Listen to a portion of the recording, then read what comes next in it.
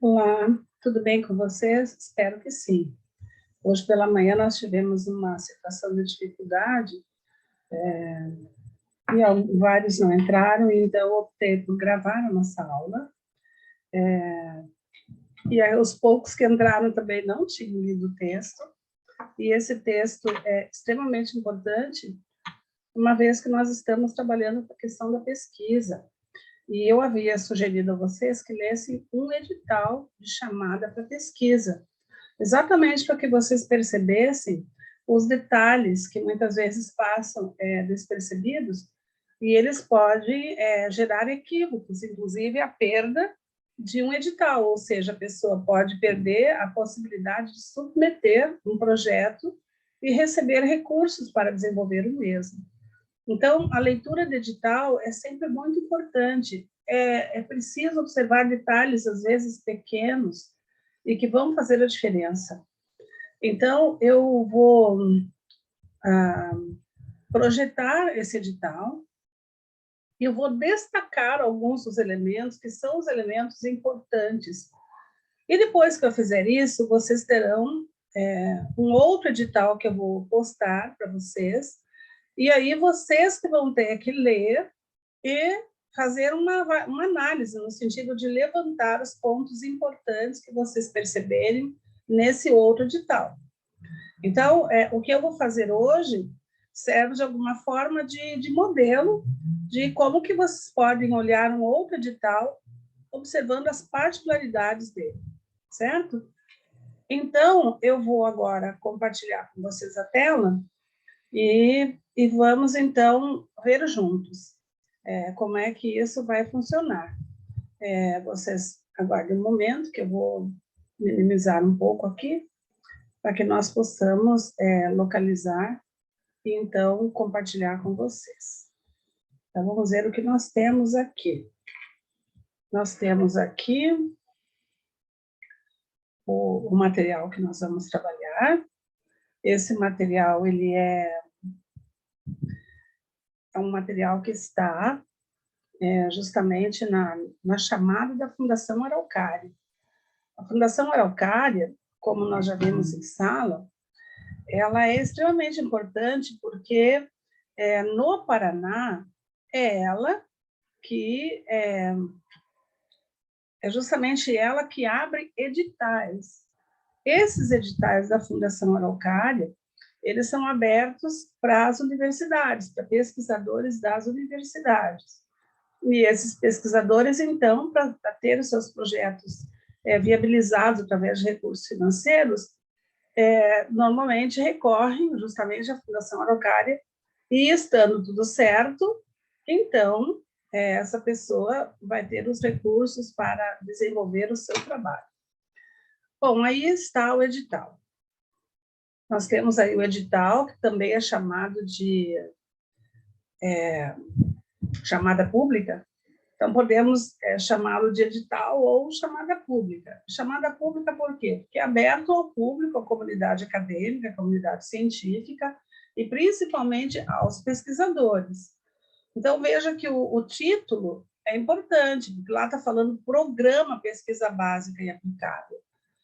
O programa, ele se constitui de uma amplitude de atividades, de ações, às vezes de várias universidades, que eventualmente não é um professor pesquisador de uma universidade e a sua equipe de trabalho. Por exemplo, ele tem colegas que são os seus pares, mas ele tem também alunos que são os bolsistas, e ele tem também, provavelmente, os alunos que são de iniciação científica, os colaboradores de pesquisa. Então, é uma equipe, não é uma pessoa sozinha. Então, o programa é sempre algo bastante amplo. E aí está dizendo, né, quem são os apoiadores. Então, esse edital, ele tem apoiadores. E ali está dizendo também que convida docentes e pesquisadores de instituições científicas, tecnológicas e de inovação, que são as ICTs. Então, o que é ICT? Instituições científicas tecnológicas. Aquele Szinho significa o plural de todo o conjunto. Bom, esses podem ser elegíveis. Então, o que é elegível? Significa que estes podem concorrer ao edital. Então, vamos ver os objetivos que estão aí postos. Vamos ver que o objetivo nós temos, a Fundação Araucária coloca um geral, né, que é promover o fortalecimento da produção científica, tecnológica e de inovação por meio de concessão de apoio financeiro. Importante porque nós vimos que o apoio financeiro para esse tipo de trabalho, esse tipo de pesquisa, é extremamente importante, porque, dependendo da pesquisa, ou diria a maior parte, né, são pesquisas que demandam a necessidade de recursos. Pode ser compra de materiais, pode ser compra de livros, pode ser, quando é uma pesquisa aplicada, né, talvez precise passar por experimentos, esses experimentos precisam de equipamento próprio, enfim. Todas essas questões são importantes e precisam ser levadas em conta. Depois nós vamos ver que áreas, né? Veja que eles estão chamando de áreas prioritárias da ciência e tecnologia do Paraná.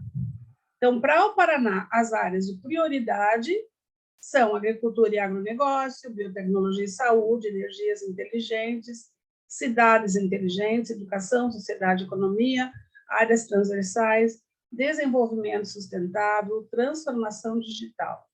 Então, veja, alguém tem um projeto que está numa área que não é de prioridade desse edital. Se a área não é de prioridade do edital e o projeto encaminhado estiver muito bom, ele poderá ser aprovado, mas talvez ele não receba recurso, porque não está dentro da área de prioridade.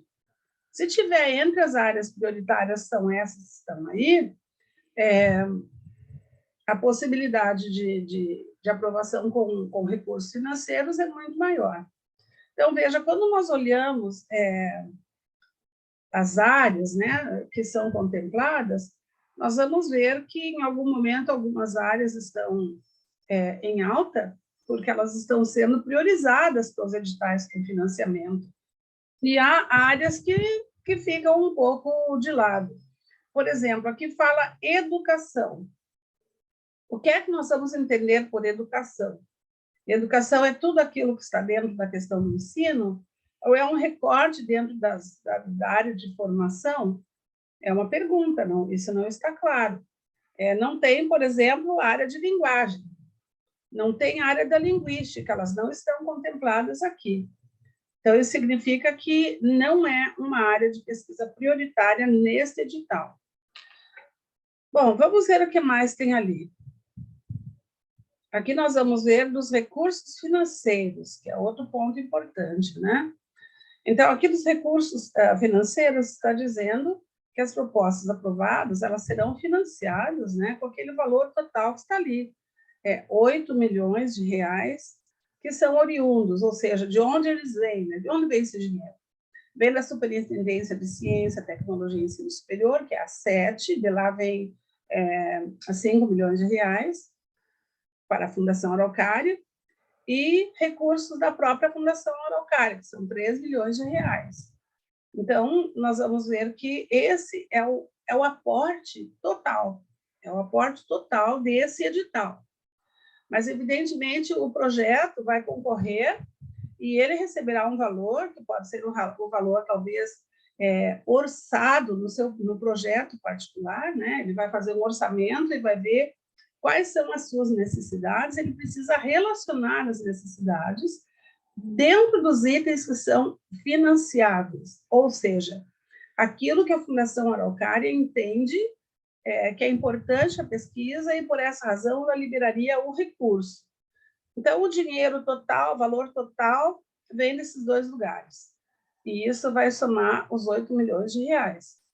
Bom, agora aqui vem um quadro que vai considerar os trabalhos que serão contemplados. Então, são os programas de estricto sensu. e são os profissionais em associação ou em rede. Então, aqui também vai dizer que eles irão contemplar esses programas que vão estar mais voltados para a graduação, e voltado para acadêmicos e os profissionais, em associação ou em rede. O que é em associação? Vamos associar, por exemplo, uma questão de interdisciplinaridade, na qual nós vamos reunir pessoas de cursos diversos, de áreas diversas, né? E em rede é quando nós temos, num projeto, participantes de outras universidades. Essas outras universidades podem ser de outro estado e também pode ser de outro país, numa relação internacional. Isso é possível. E aqui está dizendo o número. Então, dependendo do número, o valor possível de desembolso está colocado. Então, nós temos ali até 4, ou seja, 4 programas, né, participando, 5 até 7, e assim vai crescendo, e os valores igualmente. Eu falei a vocês que a pesquisa precisa prever as suas necessidades, né? O que eu preciso para desenvolver a minha pesquisa? Se eu preciso fazer aquisição de materiais, eu preciso dizer lá no projeto quais são os itens que eu preciso. Mas eu só vou receber valores para adquirir esses recursos se eles estiverem dentro desses itens financiados. Se estiver fora, eu vou pedir, mas eu não vou ganhar. Então, por isso a importância da leitura, né? Então, veja, o que é que financia? O que é possível receber os valores para comprar, se for o caso, né? Então, aí está falando material de consumo, e eles dão exemplo. Então, por exemplo, vidrarias, para quem vai trabalhar com experimento químico, reagentes também pode, material de informática, e isso provavelmente seja geral para a maior parte das pesquisas, porque esse material de informática são os cartuchos, papel para impressoras, tipo de jato de tinta, os CDs, né? É porque esse material, talvez, a maioria das pesquisas use para ter um acesso a banco de informações geradas pelo projeto. Então, é necessário que se tenha isso, porque, do contrário, o pesquisador vai ter que tirar do seu bolso para comprar os materiais. Então, aqui está dizendo o que é que pode pedir, né? As passagens. Então, essas passagens, elas podem ser solicitadas, mas também elas têm aí os critérios, né? Passagem seria para atendimento exclusivo à viagem necessárias ao desenvolvimento do projeto. Exemplo, alguém tem interesse em fazer uma pesquisa ao longo do Lago de Itaipu e detectar, por exemplo, quais as áreas estão mais preservadas nessa região lindeira, né? E quais não estão tão preservadas. Mas a região lindeira, ela é bastante grande. Quem mora aqui em Foz sabe disso. O Lago de Itaipu, ele começa aqui em Foz do Iguaçu, ele vai se alastrando pelo que é chamado de região costa oeste. Essa região costa oeste, ela vai margeando, né? As cidades próximas aqui, Santa Terezinha, São Miguel, depois vai passar lá por Santa Helena, depois de Santa Helena vai passar por Toledo, depois vem Guaíra. Lá em Guaíra, já não vamos encontrar mais o lago. Mas veja que a quilometragem é muito alta.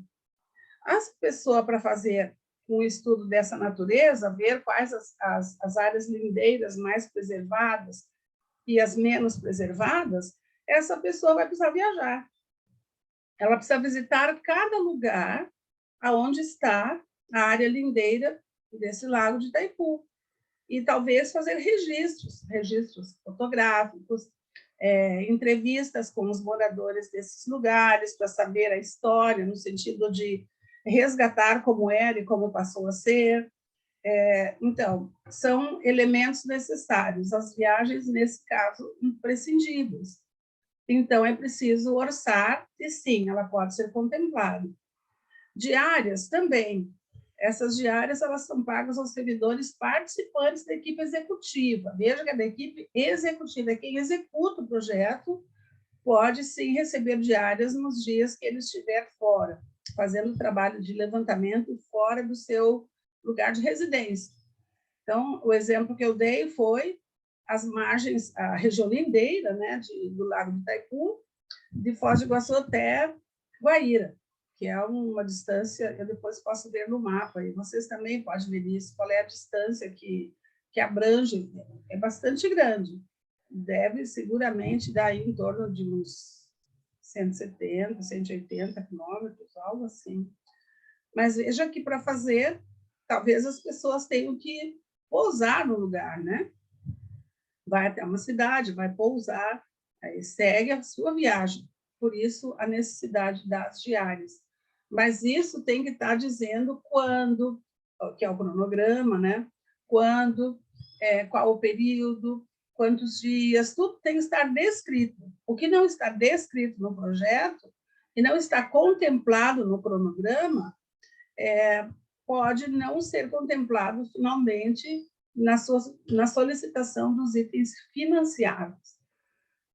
Aí vai falar dos custos com alimentação, hospedagem, locomoção dos bolsistas ou colaboradores do projeto. Nesse caso, se a pessoa vai gastar do seu bolso e ela será ressarcida, ela precisa ter as notas certas, vinculadas ao trabalho, ao projeto, né? Aí a possibilidade de reembolso. O serviço de terceiros. Quem é o serviço de terceiros? Aí está dizendo, né? Quem trabalha, por exemplo, com softwares ou software livre, né? Precisa de licenças. Essas licenças precisam ser pagas. Então, entraria aqui. Exames clínicos. Então, se é para verificar, por exemplo, qualidade da água, né? Vamos pensar nisso. Você vai precisar um exame clínico, laboratorial, enfim, para fazer essa análise. Análise de laboratório, manutenção de equipamentos, tudo isso vai entrar como item financiável. Depois nós vamos ter outra possibilidade, que é o material permanente. E o que é esse material permanente? Podem ser os equipamentos, os livros, e, igualmente, isso precisa ser justificado. Por que é que nós precisamos desses equipamentos e por que precisamos desses livros? Então, isso tem que ser descrito igualmente no projeto. E depois a gente tem publicação de artigos em periódicos, que isso pode ser feito em periódicos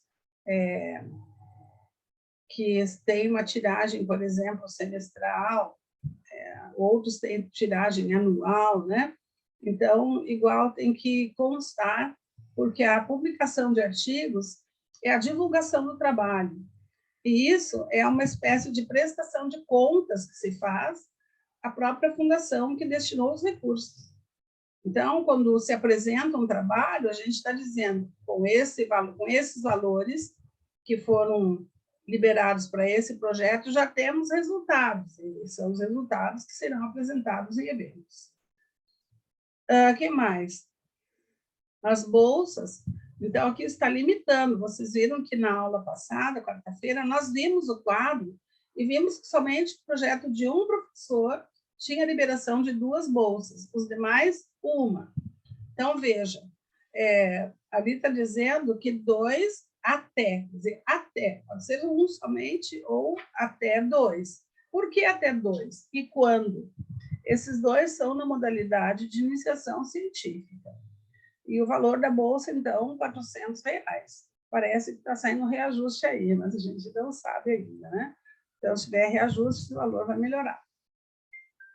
Esse bolsista, ele precisa estar regularmente matriculado, ele precisa estar com o seu aproveitamento escolar muito bom, ele precisa ter uma carga horária disponível para trabalhar no projeto, normalmente é de 12 a 20 horas, né, que precisa estar liberado para isso, e então também tem critérios. E aí tem os itens que não serão financiados, que são as despesas de custeio, né? Por exemplo, a questão de conta de luz, de água, telefone, correio, manutenção, enfim, esses todos não são itens financiados. Bom, agora vem uma parte extremamente importante, que são as condições de elegibilidade, ou seja, quais são as condições colocadas nesta chamada pública que permitem a pessoa ler e dizer, opa, eu tenho esse perfil, eu tenho condições de concorrer, eu tenho condições de fazer com que o meu projeto seja eleito, seja o escolhido. É essa a ideia. Então, aqui está dizendo definições prévias. A primeira definição é a proposta. Então, é o documento de cada ICT apresentado para a Fundação Araucária e que legitima a participação institucional. Então, veja, a pessoa que submete esse proponente, ele precisa ter da sua universidade o aval, por isso o projeto tramita primeiro dentro da universidade, recebe a aprovação dentro da universidade e depois concorre ao edital, porque a universidade é o destaque, é ela que acolhe o pesquisador. O pesquisador pode ser um professor efetivo da universidade. Então, a universidade está sendo promovida em termos de pesquisa, na medida em que ela tiver pesquisadores envolvidos na mesma. Depois, fala dos projetos. Então, os projetos eles vão constituir um conjunto de forma a proposta a cada ICT. É composto por projetos de pesquisas devidamente cadastrados nas instituições. O que significa dizer que uma pessoa, por exemplo, vê o edital, vê essa chamada pública, diz, nossa, que chamada pública boa, eu vou mandar meu projeto para lá. A pessoa manda, independente de uma instituição. Aqui está dizendo que deve estar cadastrado na instituição. Então, esse é um ponto para chamar a atenção. Tá? Eu disse a vocês que lessem e observassem pontos cruciais. Esse é um deles. Tá? Então, se a pessoa tem um excelente projeto, um projeto lindo, maravilhoso, mas não está cadastrado na sua instituição, ela não pode concorrer. Ela não pode concorrer sozinha lá no edital. Ela tem que estar amparada pela sua instituição. Por isso, eu estou fazendo esse destaque. Na sequência, nós temos lá das ICTs proponentes. Então, ser uma ICT pública ou privada, ou seja, a entidade ela pode ser pública, como uma universidade, uma outra entidade de caráter público, mas também pode ser privada, uma instituição privada, como aqui nós temos a Uniamérica, por exemplo. Ela pode concorrer também. Mas, veja, aqui ali diz assim, em qualquer caso, com a sede e CNPJ no estado do Paraná, outro destaque, prestem atenção. Então, o que diz aqui? Que, para concorrer, esse proponente, ele precisa ter o seu projeto cadastrado na instituição, a instituição que acolhe esse sujeito pesquisador. Quem pode concorrer são as ICTs públicas e também as privadas, desde que a sede das mesmas seja no Paraná. Então, por exemplo, o sujeito é da Unila, ele quer fazer um projeto em rede, e ele chama alguém da Unioeste, e chama alguém de Londrina, Paraná. Essa pessoa vai ter um trabalho de rede. Mas, como as 3 instituições são do Paraná, ela está em condições de elegibilidade. Então, não tem que ser necessariamente local, né? Foz do Iguaçu e a Tríplice Fronteira, por exemplo. Não, pode envolver as demais, desde que o objeto da pesquisa e as pessoas envolvidas, em termos de instituição, sejam pessoas voltadas e morando, né, residindo aqui no estado do Paraná. Não vai financiar de outro estado. Então, se alguém pensou, mas tem um pesquisador muito bom, ele mora lá na Bahia. E eu acho que é importante a participação dele no projeto, certo? Mas essa pessoa, que é um excelente pesquisador e que mora na Bahia, primeiro, está fora do Estado. Então, segundo essa chamada pública, essa pessoa não poderia participar. E se for submetido com o nome de alguém para compor uma rede, e essa pessoa é de outro estado, também a Fundação Araucária não vai dar o aval, porque ela está interessada em pesquisas do e no Paraná. É isso que eu quero que vocês vão observando, né? Essas questões bem pontuais, bem delicadas, que podem passar despercebidas, né? Bom, aí está falando comprometer-se a propiciar condições adequadas de espaço, infraestrutura, pessoal de apoio, técnico e administrativo. Então, isso significa o quê? Isso é porque o projeto, como tenho dito, ele está vinculado à instituição. Então, a instituição precisa ceder para esse projeto um espaço físico para que ele realize seu trabalho. Mas, além desse espaço físico, é preciso dar a infraestrutura, a condição para que ele aconteça. Porque o trabalho de campo não é só no campo. Quando esse sujeito não está no campo, ele precisa dos elementos que não são do campo. Ele vai precisar de equipamentos, ele vai precisar de computador, de notebook, vai ter que digitar materiais, enfim, né? E aqui diz, caso tenha a proposta aprovada, a instituição permanente deverá apresentar, quando solicitadas, certidões citadas no artigo 13 da instituição normativa, e diz qual é essa instituição. Bom, esses documentos todos, eles demonstram a seriedade do processo. Então, são detalhes que muitas vezes, à primeira leitura, as pessoas dizem, mas tudo isso, coisa chata, muito burocracia.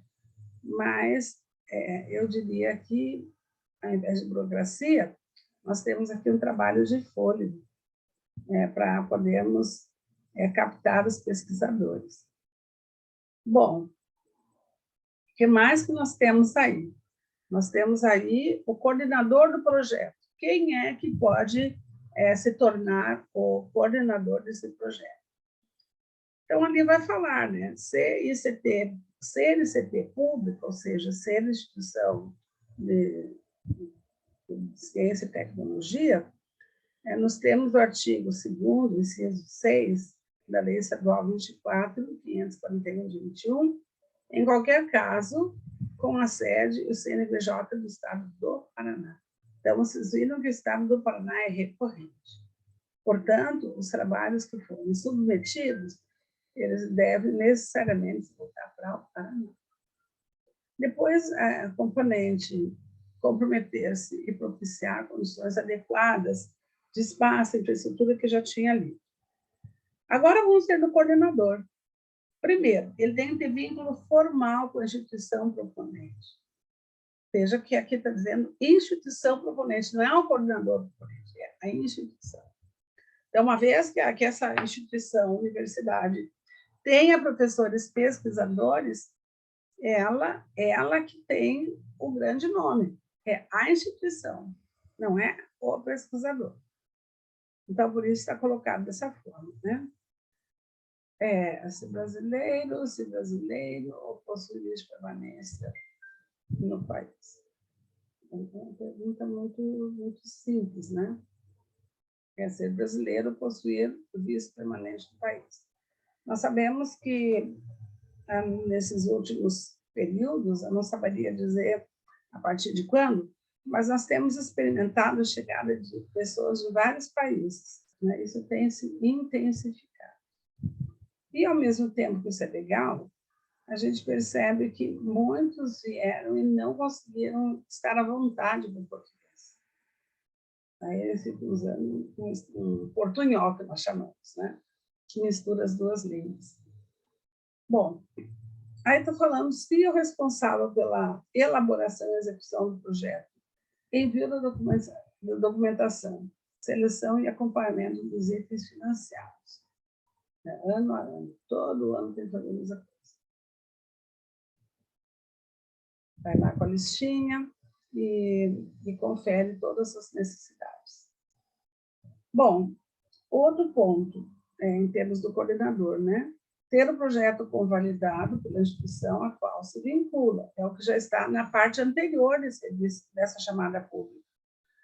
Veja que ele está dizendo que é possível ter pessoas participando que sejam de outras cidades, né? E outras universidades. Elas não têm dificuldade de estarem desenvolvendo esse trabalho. Aqui está falando também ter o currículo atualizado na plataforma Lattes do CNPq. Então, veja, muitas vezes, no meu caso, por exemplo, meu currículo está simplesmente desatualizado, mas ele está lá na página pública. Então, aqui fala disso também, né?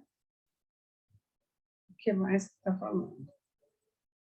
Responsabilizar-se pela identificação visual objetiva obrigatória da Fundação Araucária como financiadora do projeto. Então, veja, sempre que alguém vai divulgar resultados de pesquisa, e essa pesquisa ela é oriunda do seu trabalho na Universidade Unila, né? Nós vamos ter a necessidade de divulgar esse trabalho. Por que divulgar? Porque a divulgação é uma forma de agradecer pela concessão dos valores para a pesquisa e também é uma forma de ter o primeiro contato com o público acerca dessa pesquisa. E muitas vezes, no contato com o público, surgem as perguntas. Mas por que você fez dessa forma? Por que você não fez assim? Né? E aí o diálogo vai fazendo as pessoas pensar, redimensionar, cortar coisas, mudar caminhos, tudo isso é possível nesse momento. E aí está falando do projeto. Então, veja, para ser coordenador do projeto, precisa minimamente olhar um pouco para esses critérios, para não ficar de fora. Do coordenador do projeto, para vocês verem isso. Vamos ver como estamos de hora.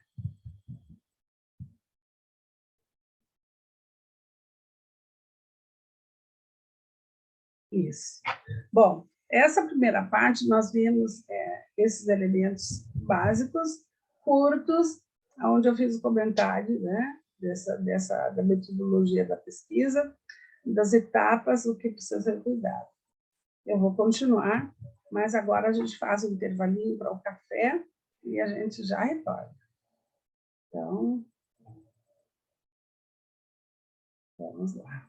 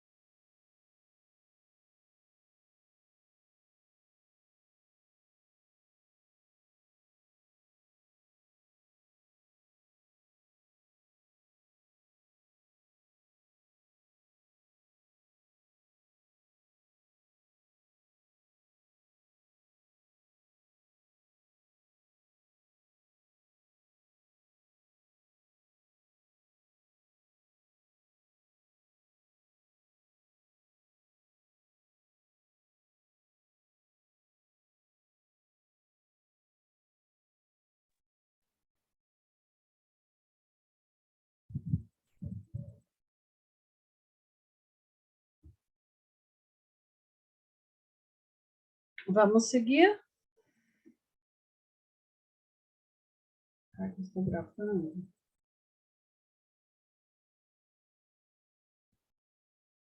Vamos seguir a nossa gravação. Vamos ver aqui.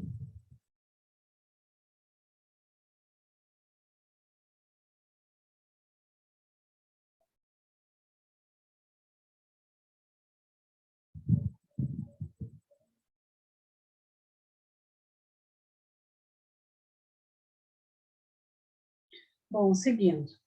Então, nós falamos do coordenador do projeto. Agora, a gente vai falar do projeto. Vamos ver o que o projeto precisa ter para que ele seja aprovado. Mas eu não estou segura de estar gravando. Ah, sim. Seguindo, então. O que o projeto precisa ter? Ali diz, deverá estar claramente caracterizado como pesquisa científica, tecnológica ou inovação em áreas descritas no item 1 desta chamada. Lembra que nós olhamos lá no início, né, dessa chamada pública? Lá estava dizendo quais as áreas que seriam elegíveis nessa chamada pública. Então, agora aqui volto a dizer, primeiro que esse projeto precisa estar bem caracterizado dentro de uma pesquisa, né, conforme uma pesquisa científica, ou tecnológica, ou de inovação, e, segundo lugar, precisa estar dentro das áreas prioritárias. Depois, deverá ter sido avaliado e recomendado pela Comissão de Avaliação Institucional do Programa de Pesquisa Básica e Aplicada de cada universidade, dentro do seu departamento de pesquisa, né? Ou da sua pró-reitoria de pesquisa, normalmente. Então, veja, como esse edital é bem coeso, porque primeiro ele vai lá no alto dizer isso, que o projeto precisa estar vinculado à universidade. Agora, ele volta a dizer que esse projeto precisa estar aprovado, avaliado, recomendado pela instituição proponente. Então, a instituição é proponente. Veja que aqueles projetos que nós tínhamos visto também no dia que eu apresentei a Fundação Araucária a vocês, nós vimos lá os projetos aprovados e o valor que cada projeto recebeu para desenvolver o mesmo. Então, veja, para isso, aqueles projetos aprovados, primeiro foram submetidos na universidade, no caso, o MILA, porque nós vemos os da UNILA. Depois de aprovados na universidade e recomendados, sim, aí eles vão para a Fundação Araucária. Então, a Fundação Araucária será o segundo avaliador. O que mais que tem que ter? Ele deve ser convalidado pela Pró-Reitoria de Pesquisa e pós-graduação, quando é o caso, né, da instituição que propõe. Outro item que precisa estar contemplado, o prazo de execução dos projetos, que será até 24 meses. Se alguém monta um projeto e faz o cronograma, como eu disse a vocês, todo projeto tem que ter o cronograma. O sujeito faz o projeto e lá no seu cronograma ele não põe 24 meses, ele põe mais tempo, 36 meses. Ele está fora. Se ele propõe 10 meses, ele está fora. Então, aqui não está dizendo 1 ano ou 2, está falando 24 meses. Então, a ideia é que o cronograma apresente as atividades e as etapas que lá no final, quando vai ser a finalização desse projeto, ele, então, chegue aos 24 meses. E isso tem que estar bem descrito. Então, veja que a escrita aqui é algo extremamente importante, porque se a pessoa tem uma escrita pouco objetiva, talvez não se faça entender. Talvez a escrita não vai dar conta, por exemplo, no que vai estar posto no cronograma. Também isso vai ser um problema para a aprovação. Agora, aqui nós vamos ver o cronograma, né? Aí o cronograma está dizendo, né, que é preciso observar, primeiro, o dia que a Fundação Araucária vai anunciar essa chamada pública. Aqui está dizendo, evidentemente, esse edital já foi, né? Dia 23 de agosto de 2021. A primeira etapa que a pessoa não pode perder é a submissão de documentos. Então, por exemplo, ali está dizendo a submissão eletrônica das propostas via plataforma. Isso vai ser até às 23h59 do dia 10/9/21. Então, veja, já houve caso aqui de aluno que aquela atividade avaliativa que eu havia dado, eu estabeleci prazo, até tal dia, estava lá no SIGA-A. Quem não entregou até a data, não conseguiu mais submeter, porque o SIGA-A, ele chega no limite que foi estabelecido e ele fecha. Você não consegue mais submeter. Teve caso aqui na nossa turma. E aí o aluno me procurou particularmente, se justificou, tá? Eu aceitei. Mas eu não deveria ter feito isso, porque quando vocês forem participar de um edital, seja ele qual for, se vocês não atentarem para isso, vocês estão fora. Então, por exemplo, alguém tem um projeto lindo, maravilhoso. Se ele não consolidou até aquele horário que está posto e o dia limite, não submete mais. Já acabou a possibilidade. Então, veja que está falando que a submissão é eletrônica, porque quando nós vamos tramitar na nossa universidade, normalmente a gente já fez dentro do formulário da Fundação Araucária, né? Está pronto o projeto lá, aí a gente imprime e vai submeter na universidade. Então, vai passar por todas as instâncias até o final. Aí, estando aprovado, sim, a gente faz a submissão, que está aqui. Envia, né? Submete.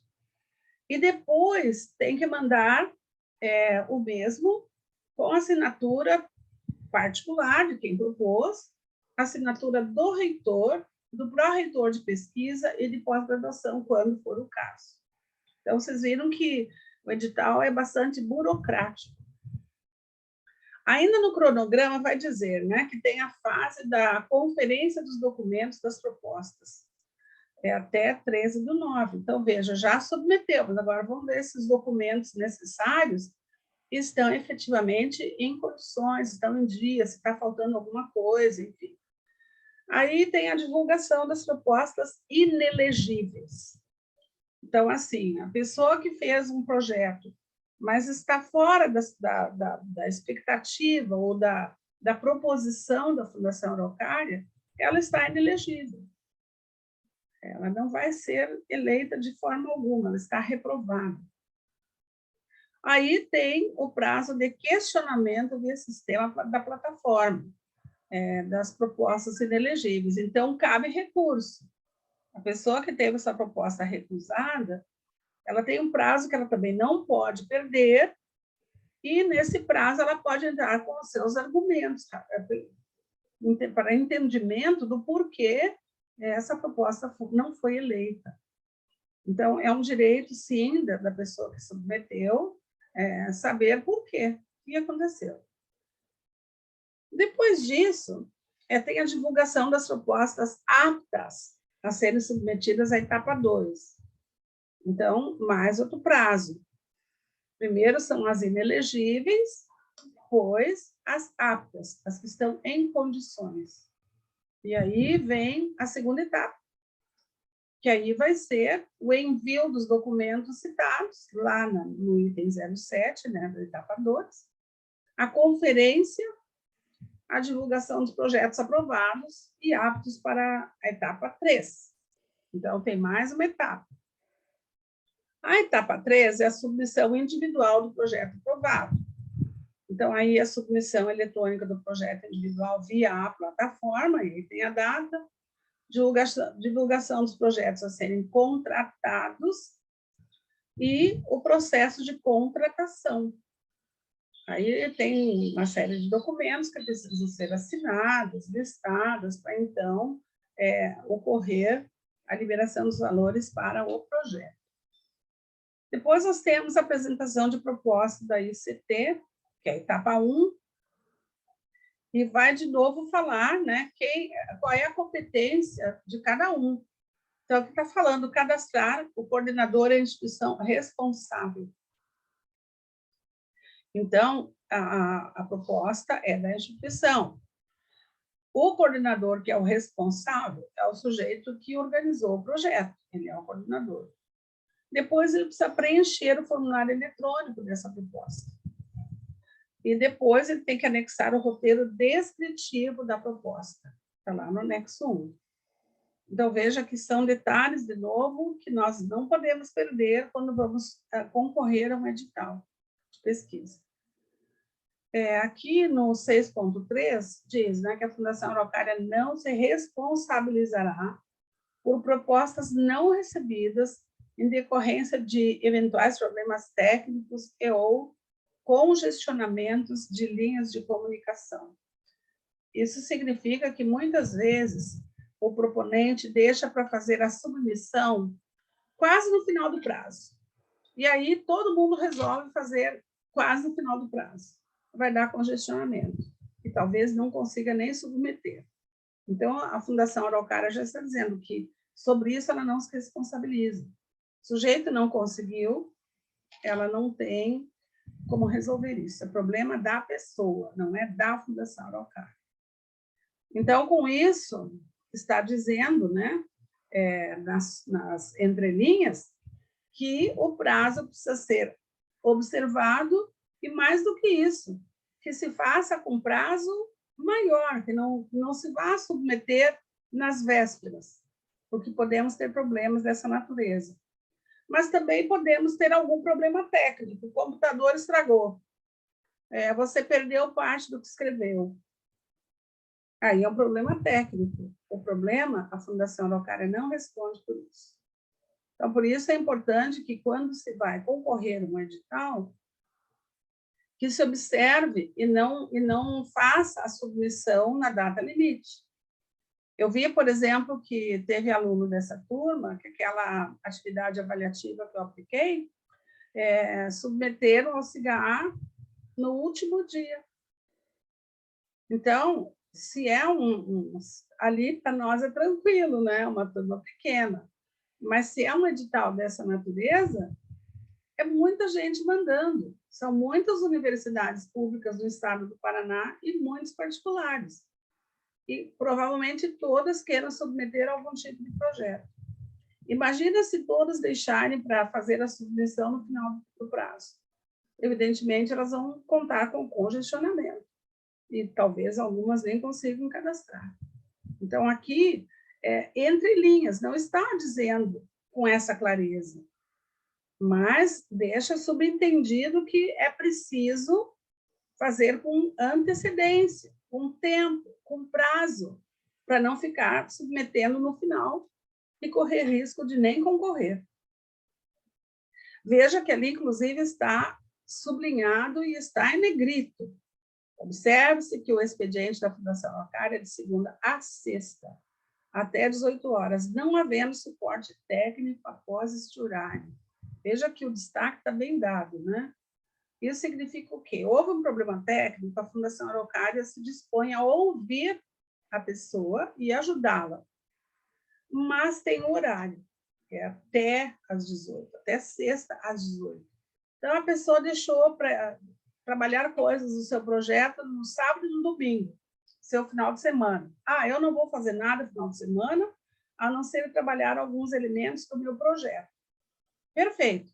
Mas se ela vir a ter um problema técnico, por exemplo, ou de entendimento mesmo, ela não poderá recorrer ao suporte técnico, porque está aqui marcado que é até sexta-feira, até as 18 horas. Sábado e domingo, não. Então, se a pessoa decidiu fazer dessa maneira, ela precisa estar muito consciente de que ela não contará com suporte técnico nesse período de sábado e de domingo. Depois vem a etapa 2. Aí, na etapa 2, nós vamos ter o cadastramento. Não, foi na etapa 1, desculpe. Nós vamos ter o envio, que daí vai ser o envio desse material, tá? Para a Fundação Araucária. Depois, aqui são detalhes importantes também, porque tudo que está no edital é importante. Datas é que não podemos perder de jeito nenhum. Aqui está falando da submissão individual do projeto aprovado. Então, aqui vem tudo o que precisa constar. Então, o que tem que constar? Ele precisa ter o roteiro descritivo e tema de compromisso do projeto. Esse tema de compromisso está lá nos anexos, o anexo 3. Ele tem que estar devidamente assinado. Então, isso precisa acompanhar. Se deixar um desses elementos fora, também a proposta fica inelegível. Preencher e anexar o termo de anuência da sua instituição do Paraná, também devidamente assinado. Preencher e anexar a declaração exclusiva da instituição no Paraná, privada, no caso, né? Também devidamente assinado.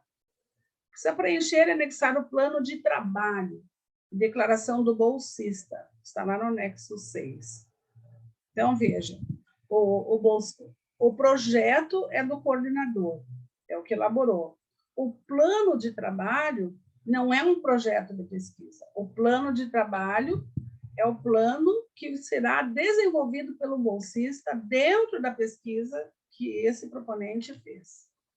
Então, esse plano de trabalho é um recorte específico. Dentro desse projeto grande, existe um plano que é menor e que o aluno vai dar conta de fazer, e por isso ele vai ser bolsista. Mas, para ser bolsista, tem critérios também, né?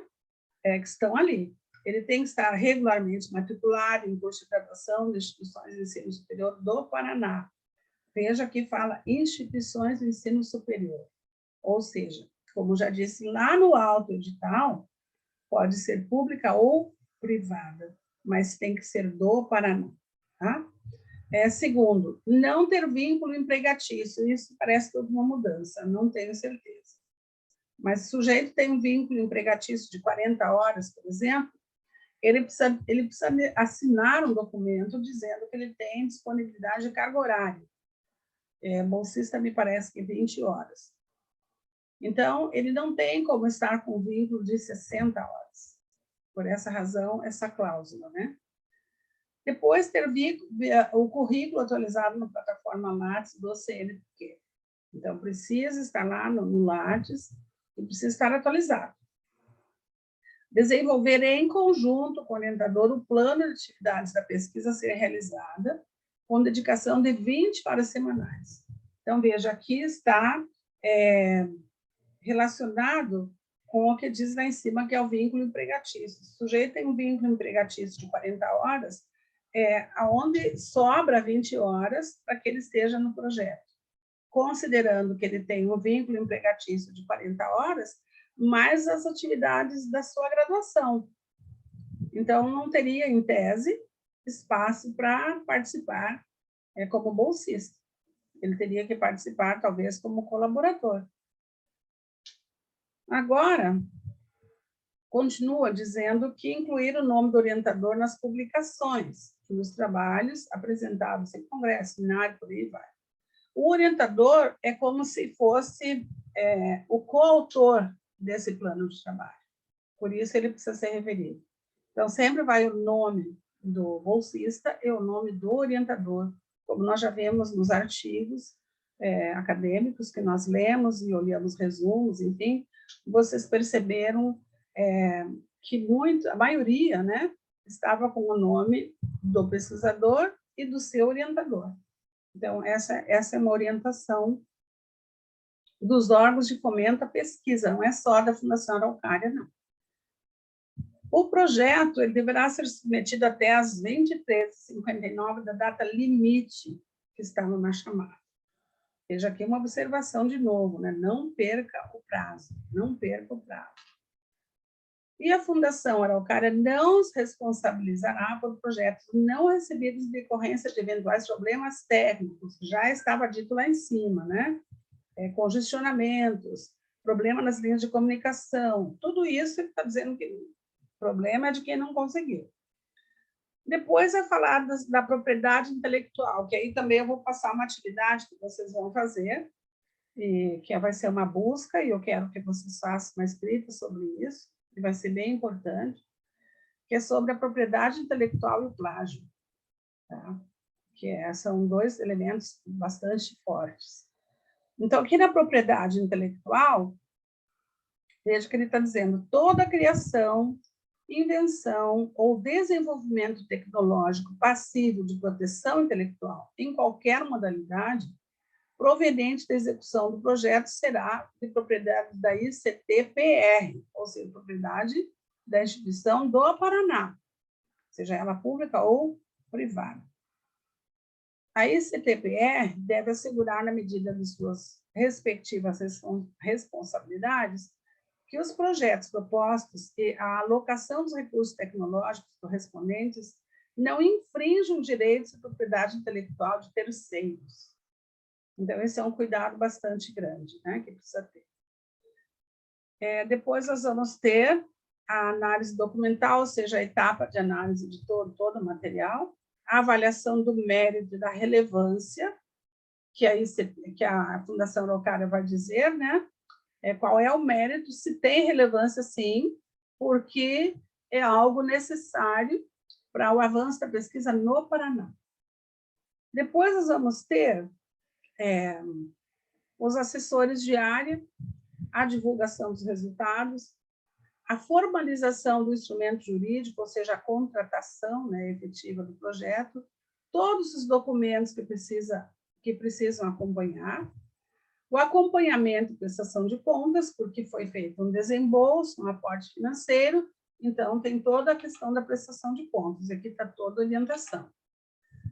Os recursos administrativos, impugnação, revogação ou anulação, cancelamento dos benefícios.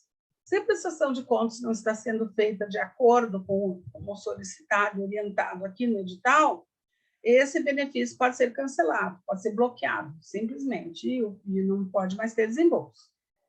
Aí vem as disposições gerais e informações adicionais, que podem ser obtidas pelo e-mail projeto@fundaçãoaraucaria.org.br.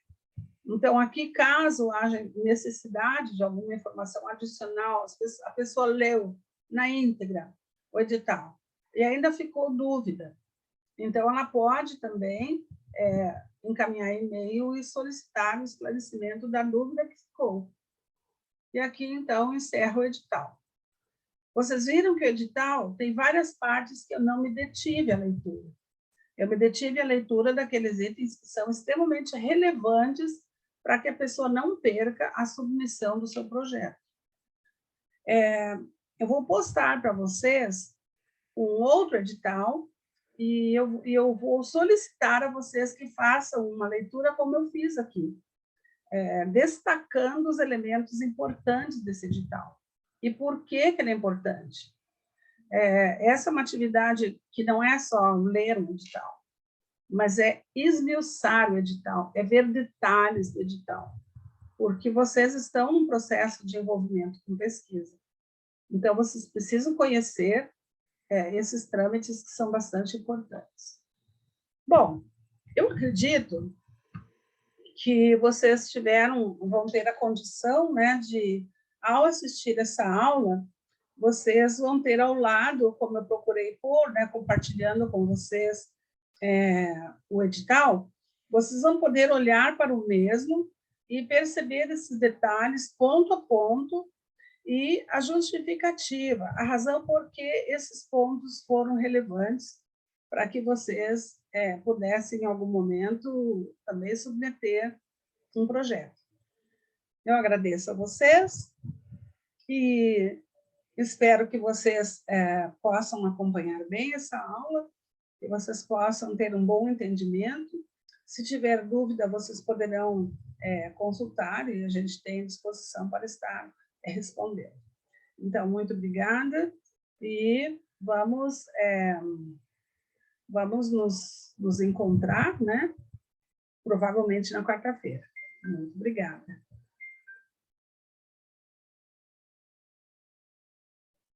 Ah, eu acredito que eu tenha que terminar a gravação.